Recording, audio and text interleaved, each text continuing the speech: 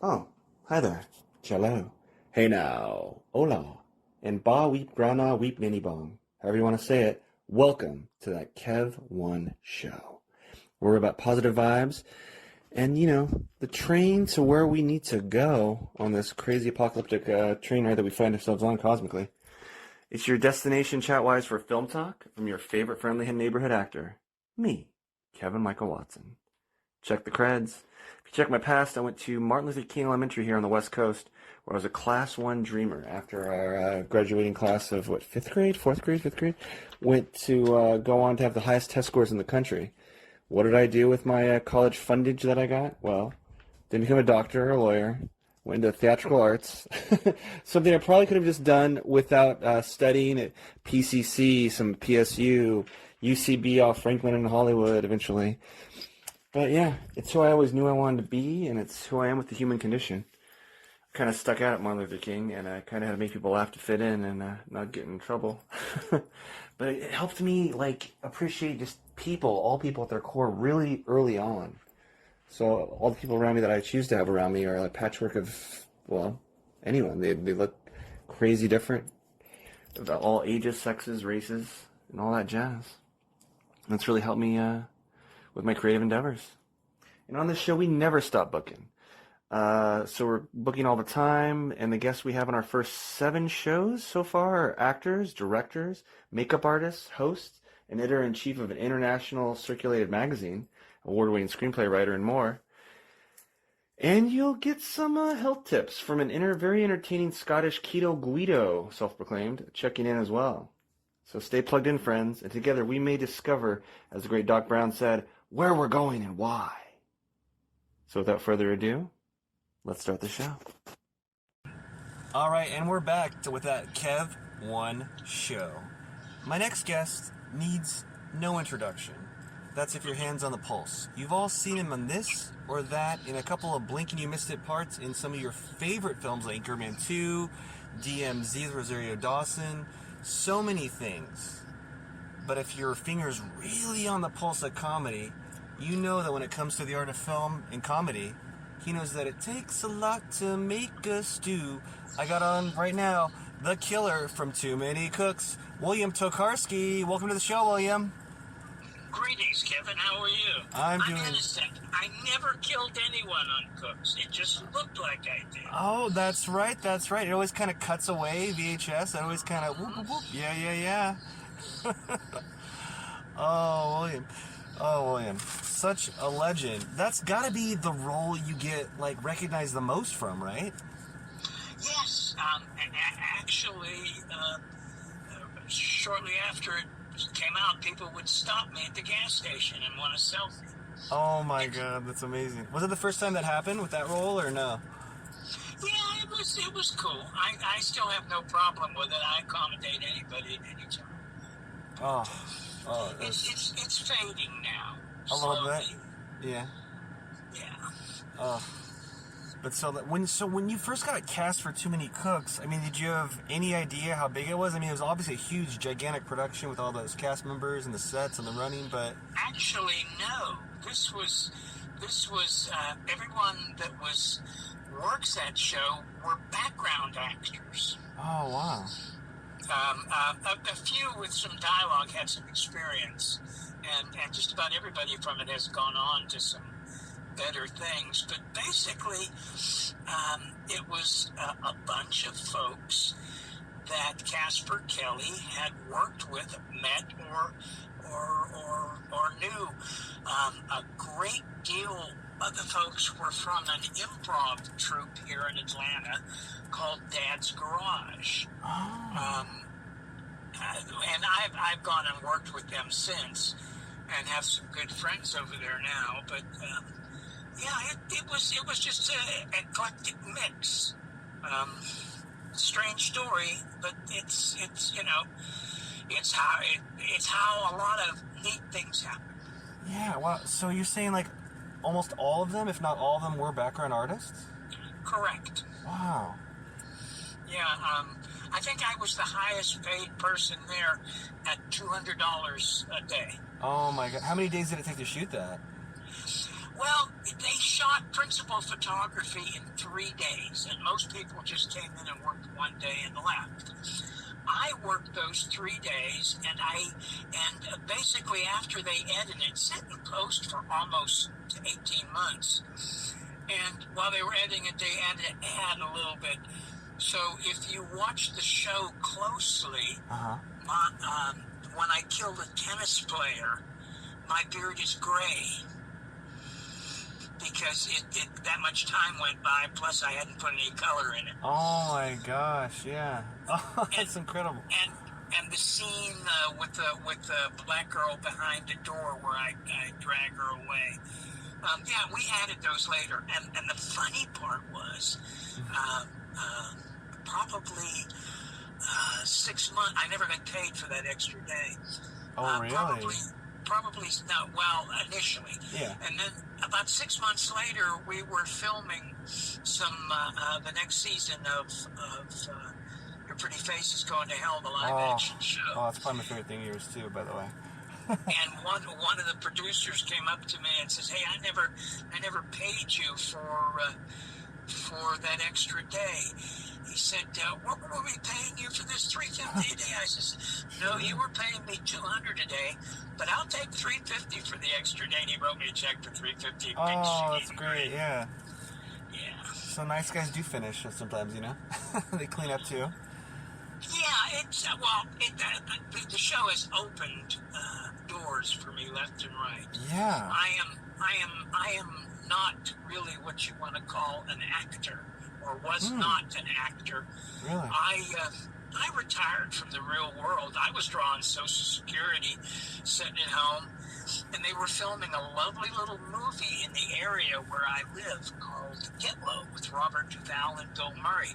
It is a great film. It never got national distribution, but check it out, Get Low. It's probably on one of the streamers right now. But long story short, I came to go see Duvall and Murray, mainly Duvall. And so there was a park right across the street from where they were shooting. And so I got to talking with some people that were extras that were walking up and down the sidewalk through the long shot. Yeah. And I says, "Well, hell, that sounds like fun." So I said, "I'm going to go ahead and do some background work." I think the first thing I worked on was something called The Odd Life of Timothy Green. But long story short, I kept getting bumped on shows because I have a unique look and I don't look like anyone else. So it was like, we'll use him, you know. And the first big show I got was Hunger Games: Catching Fire. Wow. I had a line with Jennifer Lawrence. The words were, "You want to get him killed," as she's breaking through the crowd to save her boyfriend. Now, do you get recognized from that a lot, or no? No. Here's why. Here's why. The scene was cut from the movie. I was a terrible actor. I didn't know about keeping an eye line. I didn't know about keeping a mark where I'm standing, still when the camera pulls focus on you. I don't know if that's the reason, but those are the things I didn't know. But I made $2,400 in 2 days. That's insane. Shot 2 days on. Oh no! What's insane is I've drawn over $7,000 in residuals on it. Oh. But the thing I liked the most is the first day I was working as an actor. I'm in this little honey wagon trailer, like where I changed to my freshly laundered wardrobe, which that doesn't happen to extras. Yeah, no. The production assistant knocked on a door and said, "Mr. Tokarsky, the director is having a pre-production meeting. If you'd like to join him, awesome, Woody and Jennifer." Oh my God! So did you meet? I mean, you obviously saw him and had to breathe the same air. Did you talk to Woody Harrelson and? Oh yeah. Well, actually, I sat in a corner like a mouse and didn't say a word and just listened. I'm old enough to know that if you listen more than you talk, you do. But you learn more and people respect you. Mm-hmm. But at any rate, it was great. I loved it. Oh. So I decided, I think I'm going to pursue this a little bit, and I took some classes. Or actually, what I did was I went out and tried to get an agent. Mm-hmm. And I'd gotten a line on Your Pretty Face is Going to Hell. Mm-hmm. And a girl that was on the show recommended me to her agent. Oh. So her agent, the lovely Janet Van Dyke, I met with her at one of these social get-togethers, and later we had a meeting about getting representation. And she said to me, she says, I like you and I will represent you, but I have one thing you have to do.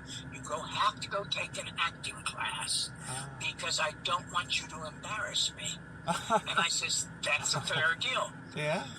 So there's she gave me a list of three places to go, and I went to a school in Atlanta called Drama Inc. And my instructors were Jason McDonald and his lovely wife, Catherine Dyer. And so I just finished the second season of a TV show on Fox called Welcome to Flatch. Did a total of 19 episodes. But guess who I worked opposite in the show as a recurring character? Who? Jason McDonald, my first acting instructor. Oh my God.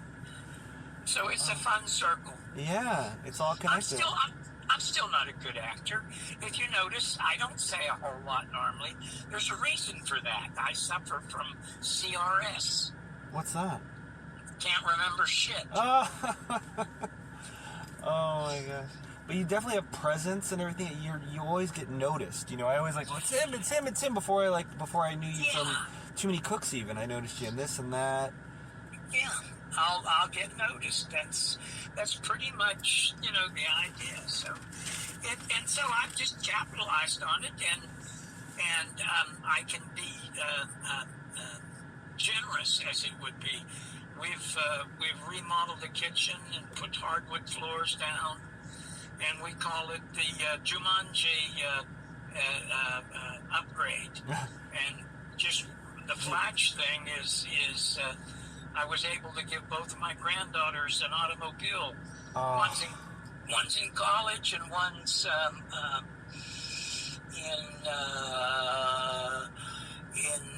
in a family way. So okay, wow. It's fun. Wow, very full life. It's fun. That's crazy. Yeah, I spent most of my life working in electrical maintenance. I spent the last 20 years teaching robotics for General Motors. So I got a decent pension, Social Security, smart enough that my house and cars were paid off. So, I'm not rich, but I make a little extra money like that. It's like, wow, we can do stuff, Yeah, and you're living in Atlanta, right? Or yes, I live in Metro Atlanta. I don't live in the city. I live just outside the city.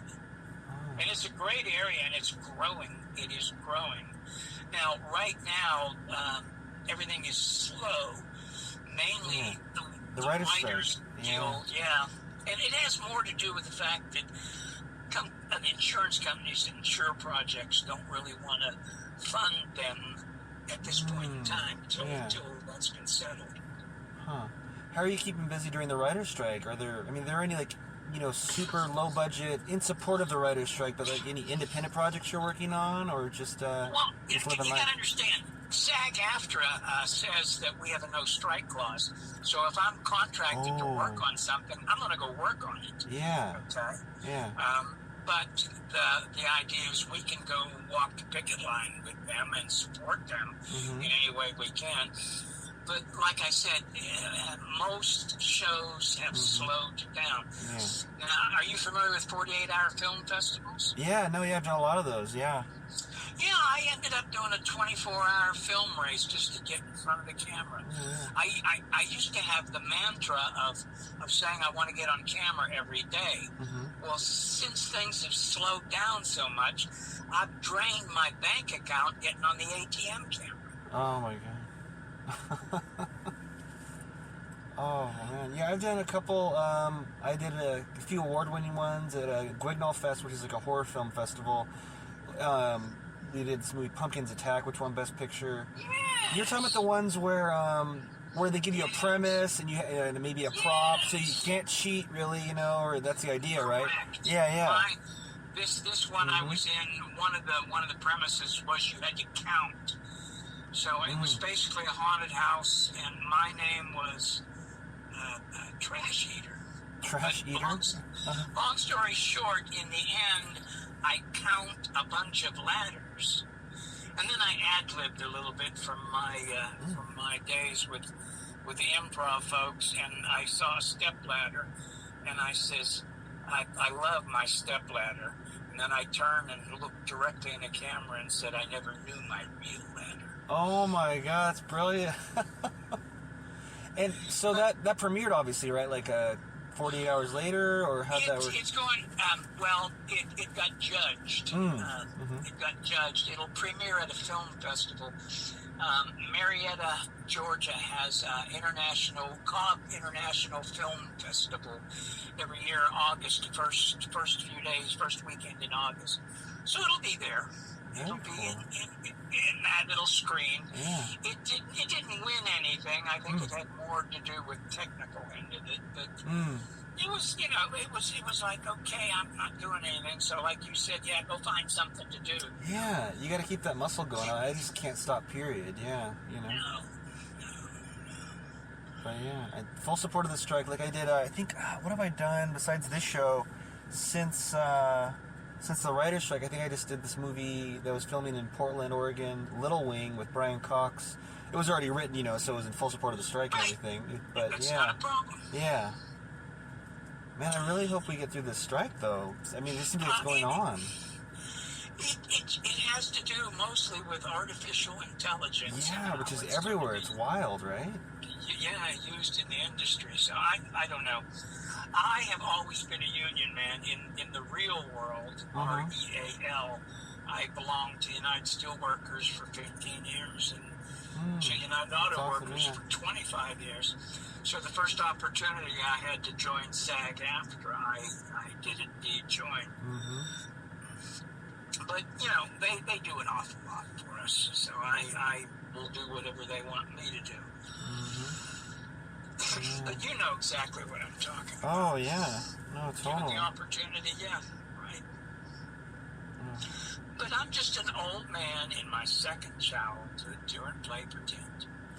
I wonder, do you ever wonder or have an idea if you did act, if you had the acting bug way earlier in life, do you think you would have had as many roles? Because you have such a distinctive look. Like, it's definitely you. When I see you in a movie like Anchorman 2 for the blink and you miss it, oh my God, it's him, and then, or this or that, it's you for sure. It's not even just like a type. It's like, Well, I'll tell you, I didn't always have the unique look.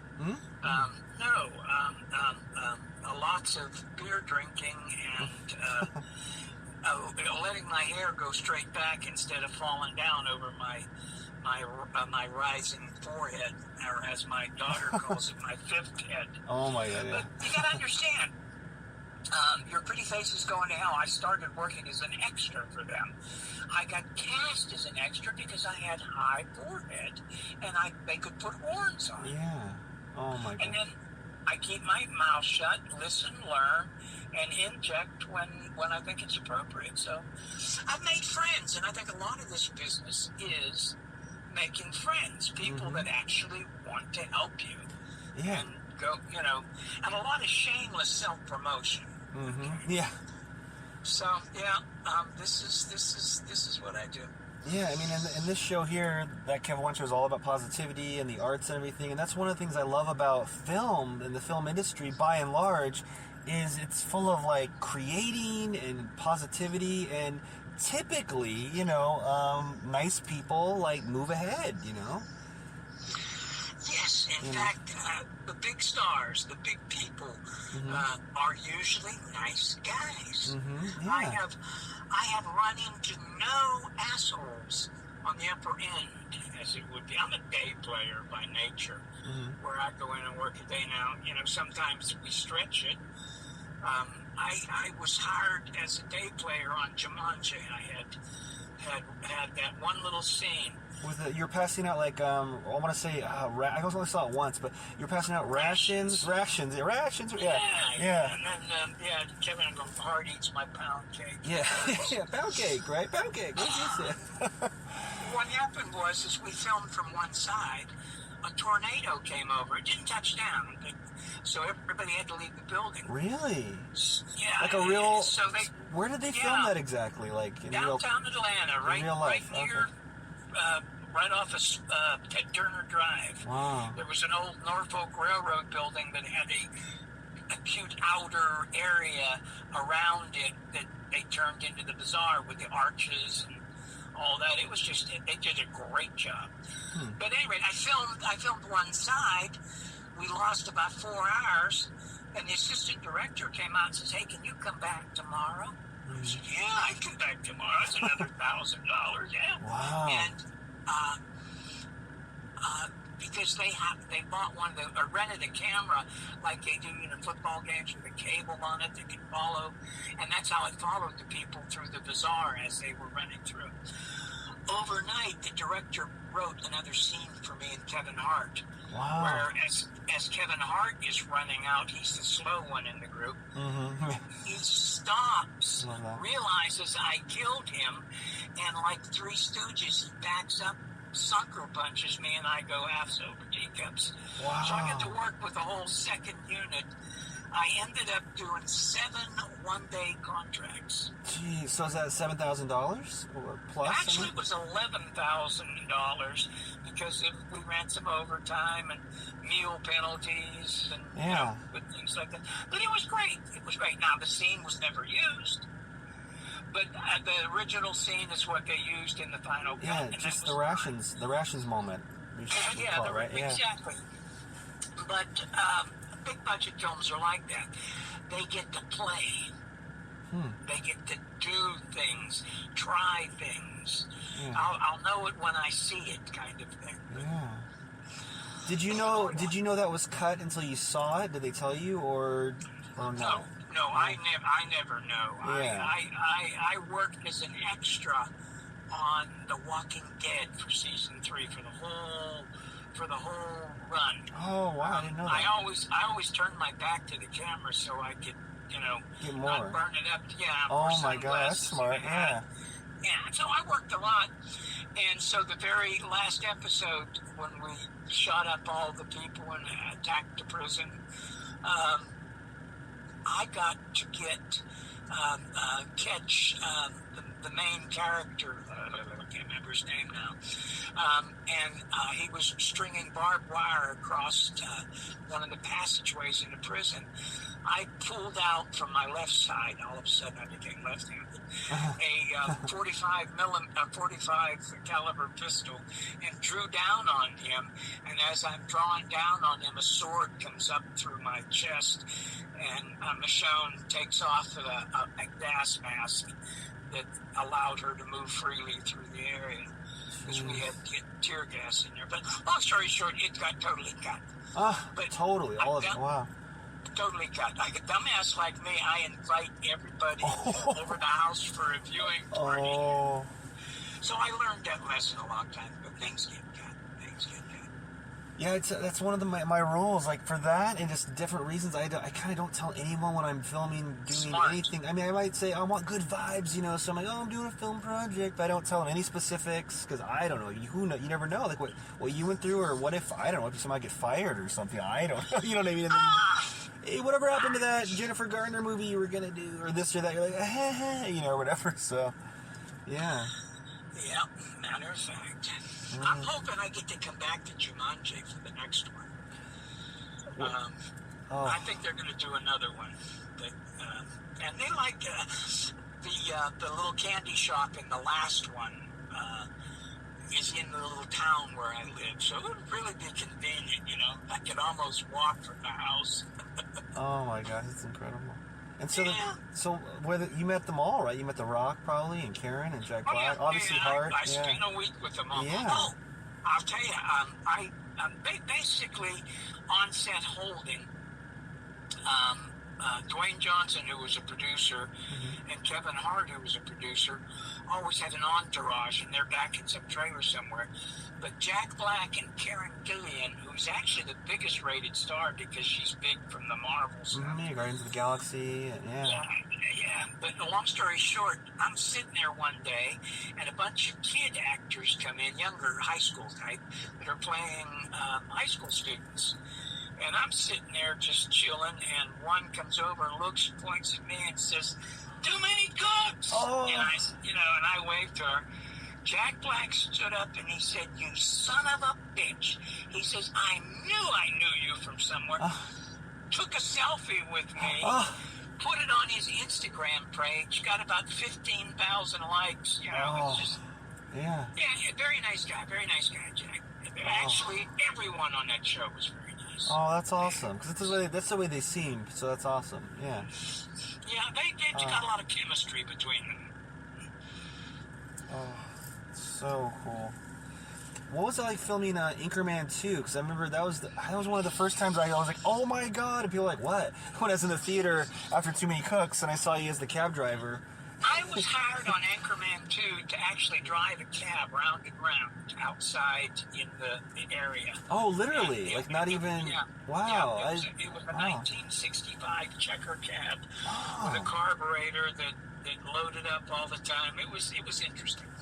But long story short, some assistant director picked 3 of us to do a cab scene where they turned a little area into a studio and took the windshield out and set the camera and the lights, and they had a thing with red lights on it to simulate traffic, and they had an overhead light on a beam that went round and round, seemed like you're driving under street lights. It was a very professional setup.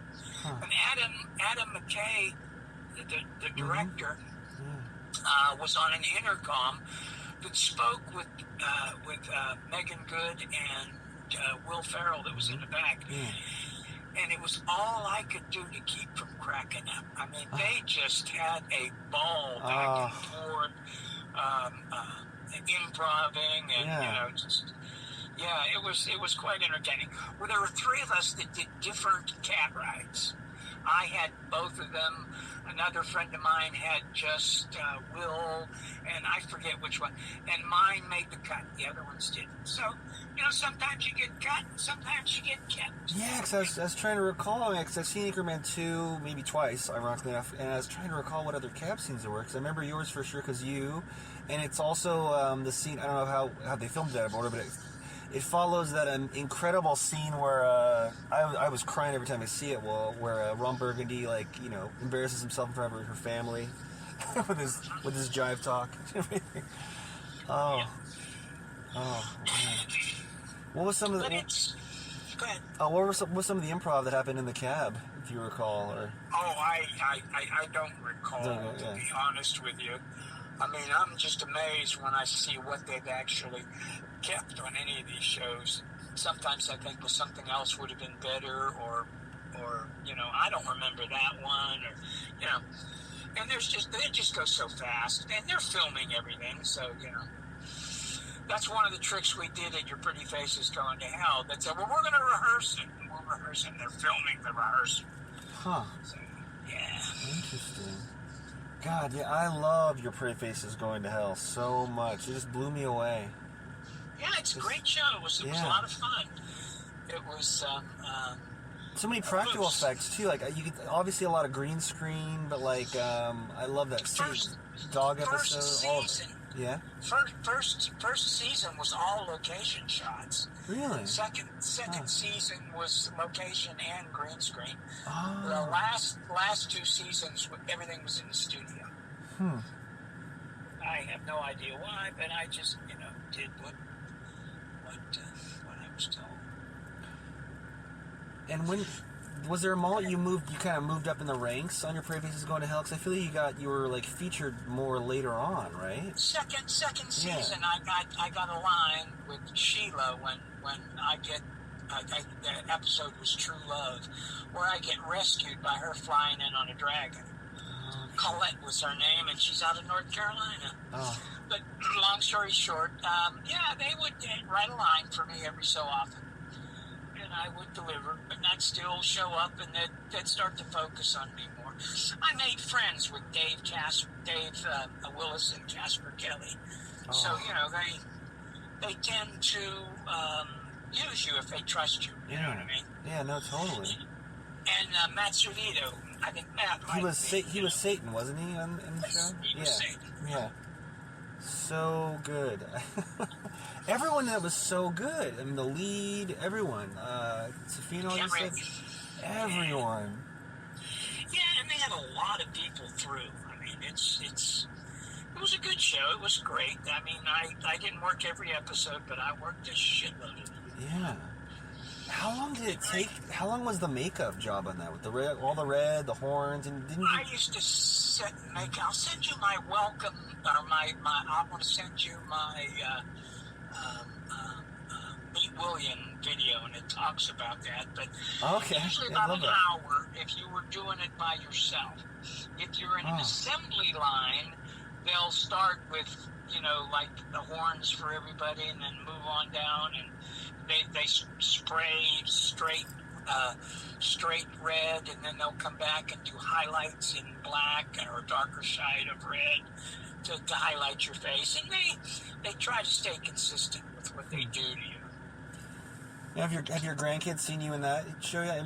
Maybe too adult for them, maybe, but it's a fun show. Well, my oldest, I am 75 years old, and my oldest grandchild is 26. Oh, so, okay, okay. They've seen it. And, yeah. My youngest grandchild just got his driver's license. Oh, okay, yeah. So, but I do have a great grandson that hasn't seen it yet. Man, you got to be like the coolest grandpa ever. I mean, to these people. I mean, right? I mean, jeez. Here's the secret to my success. Huh? I don't give a shit. There you go. If I get to do it, great. I get to do a lot of neat things. If I don't, you know what I mean? I'm okay. Yeah. I don't have to pay the rent with what I earn. You follow what I'm saying? Yeah, this is all dessert, if you will, right? Yeah. Eddie Pepitone on the Tortured Soul on Your Pretty Faces. Oh yeah.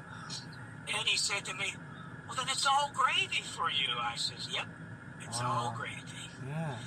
But at any rate, I don't get upset if I don't do anything, and I just do it my way. Yeah. And I have found the most valuable commodity is originality. Originality is rare in this business. So now more than ever, too. Yeah. Yeah, and I like to be an original. What do I like to drink? What? From you knowing me on the internet, I do the idea that I'm a dim-witted curmudgeon with a slight drinking problem. I'm addicted to beer. Now, whether that's true or not doesn't really matter. It's my image. So the role that I got booked on Welcome to Flatch, which has just been very rewarding. I've done 19 episodes.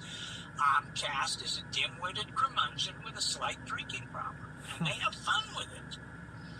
Huh. Wow. Well, everyone's got to check that out. So, Welcome to Flatch on Fox. It was on season 1, season 2 are off the air, but they're streaming. Season 1 streaming on Hulu, Amazon, maybe, right? Oh, Amazon. And season 2 is streaming on Hulu. Mm-hmm. My favorite episode is on Amazon. It's episode 106, and it's called Rest in Peace, Cynthia. Okay. My character gets catfished by a girl from Lithuania. Oh, my God. Yeah. Well, I mean, they say there's no small roles, only small actors. And you just dominated as like king of the extras, and now you're moving on. What's your biggest ambition? Is it to do more juicy roles like that, or? My biggest ambition right now is a season 3 of Welcome to Flatch. We filmed that up in Wilmington, North Carolina, so it's filming in a vacation town at the ocean, What more could you ask for? You know? Huh. But I do have another movie that hasn't been released. What's that called? It's the working title that I knew and that they advertise with is called Brothers. And it stars Josh Brolin and Peter Dinklage as brothers. Huh. The scene I do is Peter Dinklage is in prison, and I am his cellmate. Wow. And my Peter is getting released, and this badass guard by the name of Brandon Fraser comes up and releases him. Yeah. So it's an interesting film. It's got Glenn Close. And, wow. Yeah. Yeah, I worked with her on The Shield. She was really nice. Yeah. Yeah. Now, when it'll be out, I have no idea. Wow, but it definitely will be. Brother, wow, with that cast. And, Wow. and if my scene survives, I have no idea. I just worked a half day on it. Okay. Huh. So no spoilers. No spoilers, just especially because it's such a small moment. But do you think it's pivotal-ish? Do you think what's your gut say? Does your gut say you think it'll really be in it? I think I'll be seen. Okay. I'm pretty sure I'll be seen. Now, whether I get to complete some action or not, I don't know. But and that'll be obvious when you see it. But it's I don't know. You just never know what's going to be kept, what's not going to be kept. They were actually looking for my character when I got booked. In other words, they were still looking to replace me. Oh, wow. They wanted a person with special skills. Actually, the special skill was you had to have false teeth, and I don't have false teeth. Oh, okay. And I'm going to let it go at there because they're very, very strict on this non-disclosure agreement. Gotcha. Yeah. They have not shared the script at all. You know, the only thing I'm telling you is you can read on the internet right now. Okay. And they didn't share much with me. I mean, you know, I was just a day player. Peter Dinklage never left character. Oh, wow, he's method. Okay. I don't know what he is, but he never left character unless he's always like that. I don't know. Brandon Fraser had fun with me. He made fun of my character's role, you know. And I photobombed. They had a set photographer taking some publicity stills, and they had Peter and Glenn posing in front of a jail cell, and I come up behind them and photobombed them. They never knew. The photographer just kept shooting and didn't say a word, you know. So whether it survives or not, I don't know. Wow. So, Incredible. but that's the type of shit I do for shameless self-promotion. Wow. That's incredible. Oh. Wow. That is true. Brothers. Jeez. I think I looked that up. I've just been blessed, that's all. Oh. Huh. Do you ever want to write it all or anything, or produce your own stuff? No writing, but I do like ad-libbing. I've always subscribed to the idea that we stay on book for the first 2 or 3 takes, and then after that, it can go anywhere you want. Because all they can do is fire me. They can't kill me. You know what I mean? That's against the law. So I ad-lib every so often, and I've cracked a lot of people up. You know, that's now whether I get bookings because of it or I lose bookings because of it, I don't know. You know, but it's me. Yeah. Jack Nicholson said, "If you have an urge, do it. There's always take 2." Yeah. So ask for forgiveness, not permission, right? Yeah. Matter of fact. So I have fun with it, and I seem to have made friends by it. Like I say, I did that in that little film festival thing when I added that scene at the end. Now, it may not make the final cut, but, you know, I was looking for my real ladder.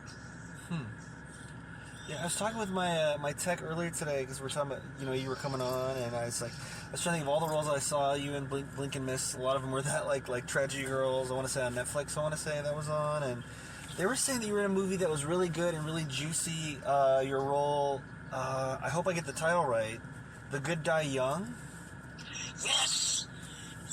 And they showed me a clip, and then I had to rush to get here to interview you, or you were like really intense, really, Yes, yeah.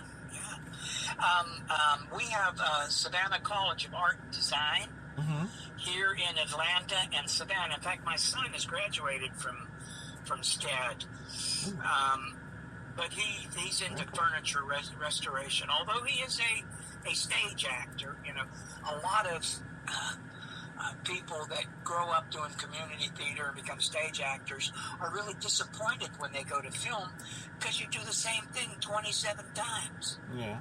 And it's like where's the acting? How do you own the crowd? You don't. You play to that little camera. But at any rate, where was I headed? I can't remember now. The Good Die Young. Yeah, The Good Die Young. So at any rate, it's a professor teaches at SCAD that made that film, and he made it. It's on Amazon right now, I think. Oh, okay. But I got some clips on my Facebook page. Oh, okay. My tech was either showing me. They must have pulled it from your Facebook or maybe your IMDb. It was somewhere. Yeah. You were threatening these two cops, and I was like, whoa! And I was like, whoa! Yeah. The one guy cop is one of my acting instructors that I work with every so often. And the girl that's in that show is a mover and shaker. She's moving on up. Really? She's doing real well. But anyway, it's a black and white film, and I play a racist strip club owner. I liked it. It gave me a chance to stretch my real. I like to do comedy, but it gave me the chance to try to do something different. I ended up doing a thesis film for another SCAD student where I was a racist shop owner. Back in the day. But it's a little part. And that came out really well, though. Yeah.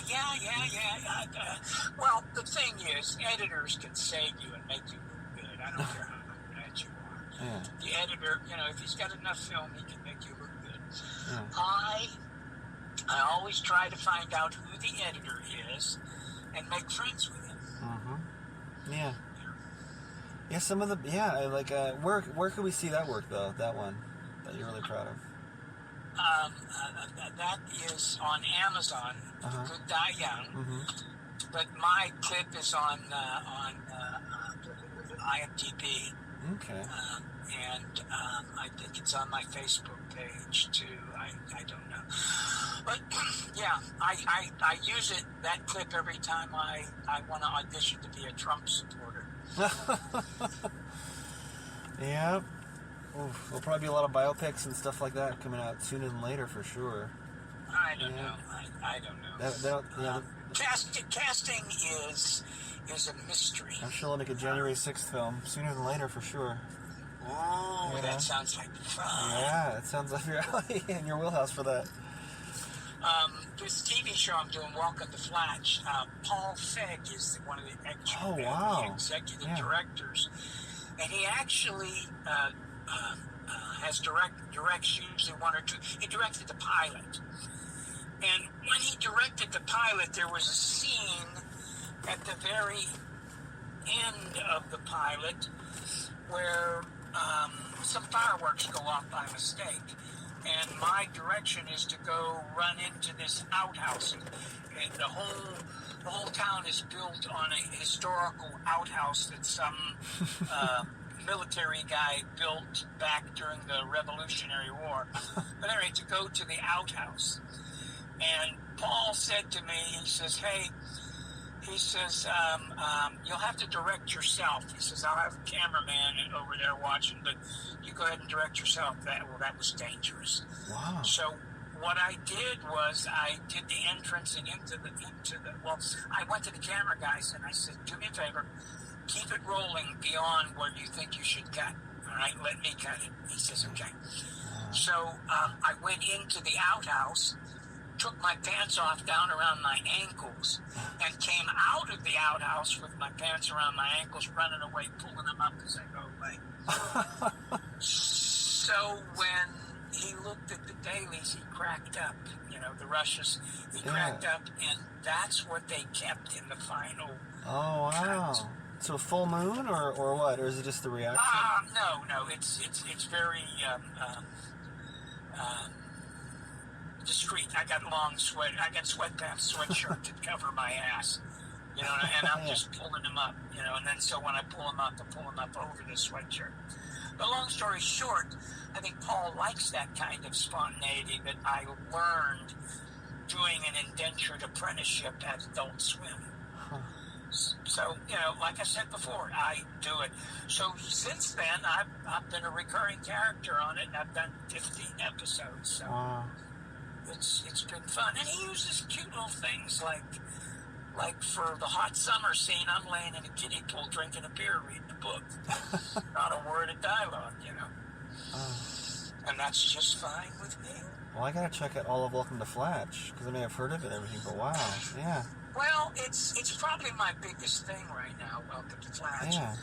But it's streaming on Amazon first season and streaming on Hulu second season. And Fox TV, that's where we were on Fox, Thursday nights on Fox. Fox says they will decide on a season 3 when the writer's strike ends. Oh, so, okay. I don't know. Fingers crossed. We haven't got great numbers, but like most of my stuff, it's a cult following. And we got Sean Scott Williams. Wow. We got Jamie Presley and a couple of young kids that steal the show. They own the show. They're the leads. The one character, and I'll tell you some of the one character's name is Shrub. He was called Shrub because his father used to drink Busch beer. Is that Sean William Scott's character or one of the kids? No, actually, Sean William Scott is the town priest. Really? And he fathers these two and guides them and tries to keep them out of trouble. Huh. Yeah, it's fun. It's interesting. He has another episode I enjoyed doing was called Naked Lady Day, where they have art classes in church, and in the church basement they have art classes, and so the art instructor brings in a naked lady, and they're all going to draw a naked lady. So it's a funny show. That's awesome. But it's not kicked ass in the ratings. I mean, it's okay. We added Jamie Presley in the second season as a real estate agent. So it's just an interesting show. It's shot as a mockumentary. Okay, yeah. As so many things are nowadays, it feels like. I don't know. I'm trying to remember what started. Arrested Development, maybe it was The Office that started all with that, but yeah. Huh. At any rate, that's written by Jenny Bix, the woman that did The Greatest Showman, and what else did she? She does a bunch. I'd have to look at her resume. At any rate, that's the only good stuff I'm pushing right now. Everything's slow, and I'm enjoying some time off. Just playing around doing things. Well, like you said, it's all dessert, it's all gravy on top now. Yeah. Oh, man. Well, a lot of these viewers will help us get Welcome to Flatch another season. Everyone watch it. I'm going to watch it. Yes. Man. And so, William, thanks for your time. Really appreciate it. I appreciate the chance to talk to your fans. Oh, for sure. It's all synergy, baby. And who knew that you were the kind of secret king of Atlanta, you know? No, I'm just yeah. Yeah. All right. Well, thanks for everything. You take care. Take care. And we'll be right back after this brief message. This portion of that Kev 1 show is supported by Bohemian Dream Gifts, made with organic and natural oils that nourish and hydrate your skin. Man, I don't know if it's the weather outside or the gym that was killing my skin, because my right elbow on the, it itched like the Dickens, like I was becoming like the lizard from Marvel Comics. I think it's that machine where you put your elbow in and do the lifts, for the bicep. But I was itching my skin like crazy during, well, I won't say who because I don't want them associated with rough skin, with one of our guests here in the near future here. But my right elbow was getting ashy and coming up, getting red and irritated.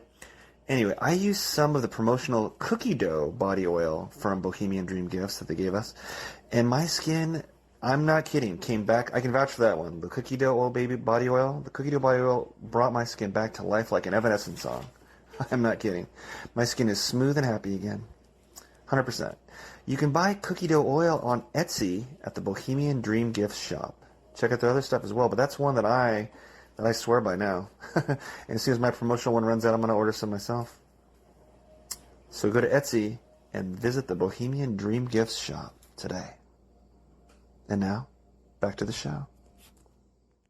It's with a heavy heart we report that comic legend John Romita has died.